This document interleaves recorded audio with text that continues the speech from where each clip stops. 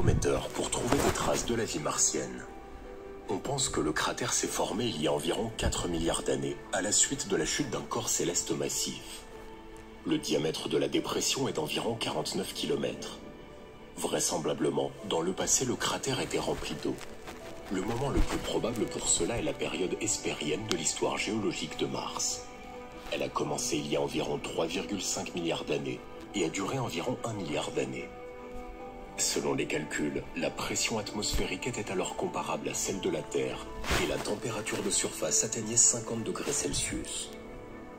Les échantillons de roches récemment extraits au fond du cratère par le rover Perseverance pourraient en être la preuve. Ils doivent encore être livrés sur Terre et étudiés plus en détail, mais il est déjà évident que les pierres ont été en contact avec de l'eau liquide pendant une longue période. L'appareil a déjà fourni aux scientifiques de nombreuses données précieuses, mais sa mission est loin d'être terminée. Perseverance est conçu pour 14 ans de fonctionnement, et devant lui se trouvent encore des centaines de découvertes et des kilomètres de distance à parcourir.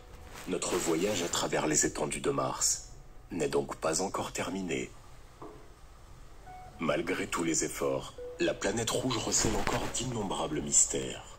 Peut-être que dans les années à venir, certaines prédictions audacieuses se réaliseront et que l'homme posera enfin le pied sur la surface de Mars pour la première fois.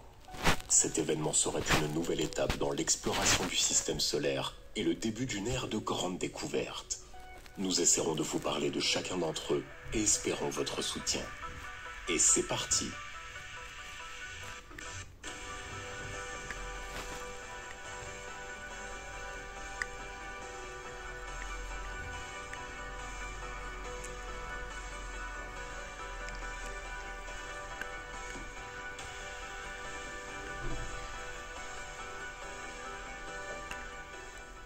Depuis l'Antiquité, le ciel étoilé fascine l'homme par sa profondeur et son mystère.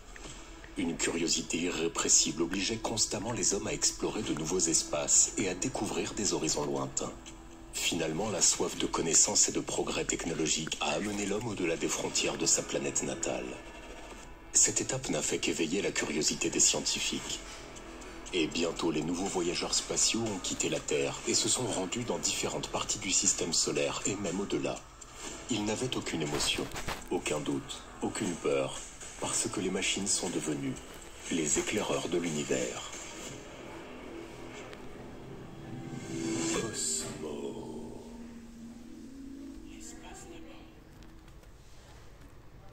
Le 15 avril 2021, la station automatique de recherche New Horizons est devenue le 5e vaisseau spatial de l'histoire de l'humanité à franchir le seuil de 50 unités astronomiques du Soleil.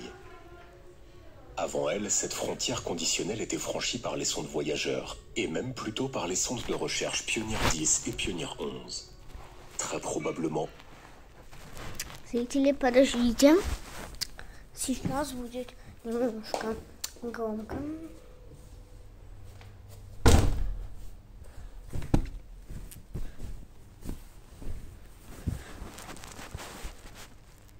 « 55 unités astronomiques. Vitesse d'éloignement, 14 km/s ou 3 unités astronomiques par an. Objectif principal, Pluton et Charon. Statut de la mission, terminé avec succès. Statut, opérationnel. Comme la plupart des autres stations de recherche interplanétaires, New Horizons a effectué une manœuvre gravitationnelle près de Jupiter avant de se diriger vers son objectif. Cela a permis d'augmenter considérablement la vitesse de l'appareil, ainsi que d'obtenir des images de haute qualité de la plus grande planète du système solaire et de ses satellites. En plus, grâce aux caméras de la sonde, un enregistrement vidéo d'un volcan en éruption sur Io, la lune de Jupiter, a été obtenu pour la première fois. Et seulement après avoir reçu une accélération supplémentaire, l'appareil est allé à l'objectif principal, Pluton. La station a atteint les environs du planétoïde en janvier 2015. L'objectif principal de la mission était une étude approfondie de Pluton et Charon, y compris la photographie et la cartographie de la surface de ces objets spatiaux lointains. De plus, l'appareil a mesuré les champs magnétiques et l'activité du vent solaire à proximité des corps célestes, et a également collecté des données sur leur atmosphère et les propriétés de leur surface réfléchissante. Bien sûr, le programme de recherche comprenait également la recherche de satellites non encore découverts de Pluton et l'affinement des paramètres de son orbite. Ayant terminé la mission principale, l'appareil de recherche n'a pas cessé d'être utile. Son vol s'est poursuivi au-delà de l'orbite de Pluton afin d'étudier les objets de la ceinture de Kuiper. C'est ainsi que les images de Quaoar, Araun et Arrokoth ont été obtenues. De plus, les caméras de la sonde ont mesuré la distance aux étoiles Proxima Centauri et Wolf 359. Malheureusement, à partir de 2026, la source d'énergie isotopique du véhicule commencera à s'épuiser et les instruments de mesure à bord s'éteindront les uns après les autres. La station New Horizon poursuit son mouvement au-delà du système solaire et d'ici 2038, la distance entre l'appareil et le Soleil atteindra 100 unités astronomiques. Très probablement, à ce moment-là, l'alimentation électrique à bord de la station perdra enfin sa fonctionnalité et il deviendra impossible de la contacter. New Horizon ira sur une orbite hyperbolique en dehors de notre système et ne reviendra jamais. Un destin similaire a depuis longtemps rattrapé deux autres sondes interplanétaires quittant le système solaire, Pioneer 10 et Pioneer 11. Elles sont devenues les premières sondes automatiques que l'humanité a envoyées dans l'espace interstellaire. Appareil, Pioneer 10. Début de la mission, 3 mars 1972. Distance de la Terre, 134 unités astronomiques. Vitesse d'éloignement, environ 12 km/s ou 2,5 unités astronomiques par an. Objectif principal, Jupiter. Statut de la mission, terminé avec succès. Statut, inutilisable. L'engin atteint le système de Jupiter le 4 décembre 1973, après avoir passé 641 jours dans l'espace. Au cours de la mission, des photographies de la surface de la géante gazeuse et de ses plus gros satellites ont été prises, et la composition de l'atmosphère et le champ magnétique de la planète ont également été mesurés. De plus, il a été constaté que Jupiter émet 2,5 fois plus d'énergie thermique dans l'espace environnant qu'elle n'en reçoit du Soleil. Les données, uniques à l'époque, sont devenues la base pour comprendre la structure des géantes gazeuses et de leurs satellites. La trajectoire du deuxième appareil, connu sous le nom de Pioneer 11, passait également devant Jupiter. Mais son objectif principal était une autre géante gazeuse de notre système, Saturne. À l'aide des instruments de mesure de la sonde, des données sur le champ magnétique de la planète ont été obtenues, et ces caméras nous ont fourni un grand nombre d'images non seulement de la géante gazeuse elle-même et son système d'anneaux, mais également de ses satellites Titan et Mimas. Selon les calculs, la distance entre l'appareil et le centre de notre système est maintenant d'environ 109 unités astronomiques.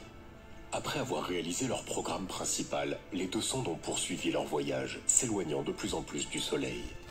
Malheureusement, le dernier signal reçu de Pioneer 10 a été reçu en 2003, et le deuxième appareil a cessé de communiquer en 1995.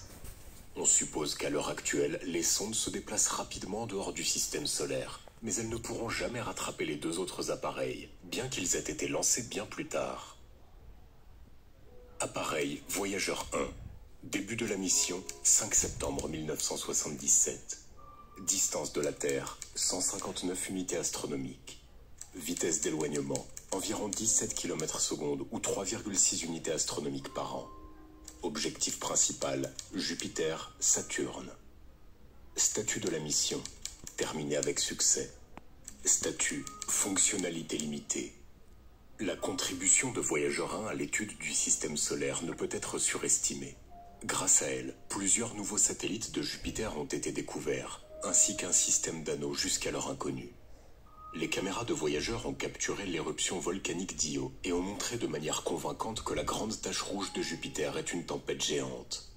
L'appareil a envoyé des centaines d'images de la plus grande planète du système solaire et de ses satellites vers la Terre. Et après que la station ait traversé l'orbite de Neptune, ces instruments ont transmis à la Terre de nombreuses données précieuses sur le plasma interstellaire. Voyageur 1 a depuis longtemps laissé derrière elle à la fois la ceinture de Kuiper et l'héliopause, et traverse maintenant rapidement la région du disque dispersé du système solaire, se dirigeant vers le bord intérieur de l'hypothétique nuage d'Oort.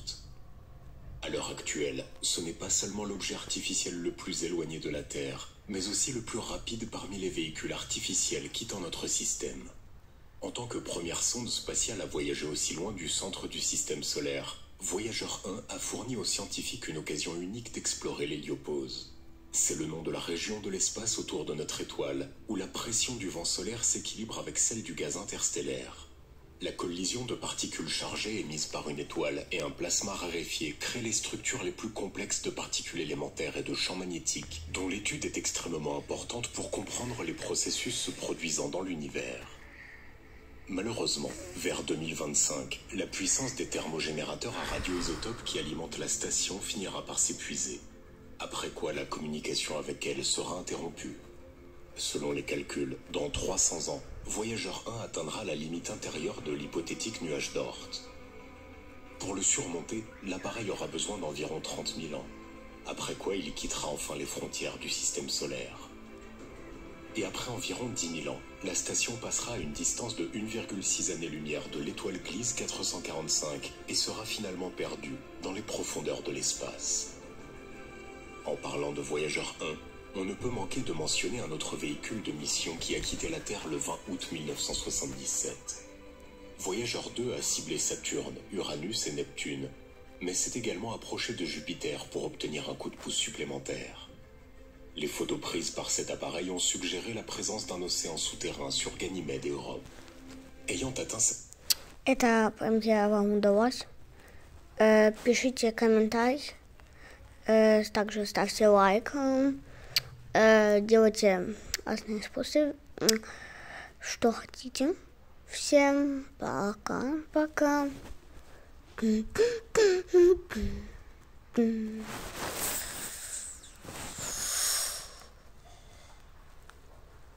Со 43 зрителя.